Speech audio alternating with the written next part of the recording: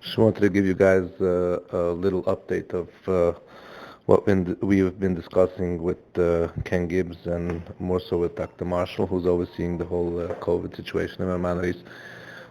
They already implemented huge changes on the floors. They're accepting full failure in doing this from the get-go.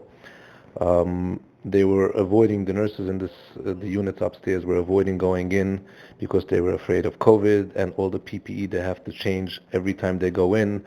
And they were closing doors.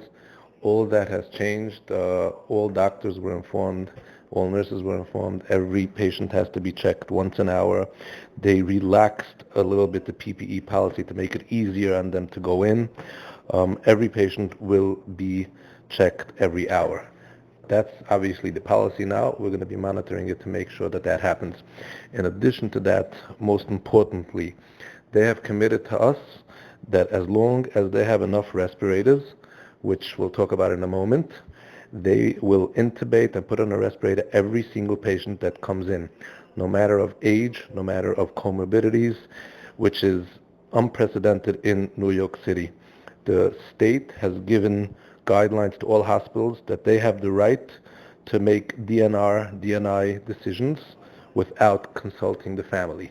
Many hospitals already put that into place, including NYU, Memorial Sloan Kettering, and Columbia that we know already. I believe Northwell as well. They will start actually unplugging patients that have been on vents for a longer period of time, like 5 to 7 days, with no results. Most likely every hospital in the city is going to adapt that. Meanwhile, we're still sending some patients to Lenox and Mount Sinai that don't have that policy.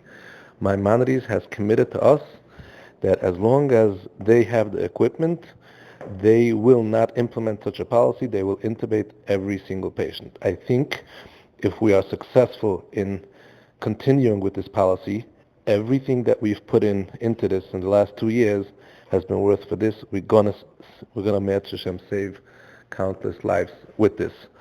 That being said, we are working on the ventilators. We already gave Maimonides 50 ventilators. I hope by the end of the day to have another 100 ventilators to give them. If anybody here on this group has access to ventilators, obviously there's some ventilators that are being advertised for $50,000 a piece, $60,000 a piece. That's not going to work when you do it in mass. Most of the ventilators that we're actually using now are like second-hand ventilators that wouldn't have been approved by the state before this crisis, but for this crisis, they're reusing ventilators that don't have to go through the same testing, but they are working. So we're going to continue doing that. We believe that Maimonides should probably come out in writing saying that they will do this. So once we have it in writing, we're in a better position. But we're not going to push them to do that until we know actually that the problem on the floors are fixed. By the end of the day, if we feel the problem on the floor is fixed, we will make them give this to us in writing, and we will do whatever we can to support them. We'll be in touch. Serious Titus.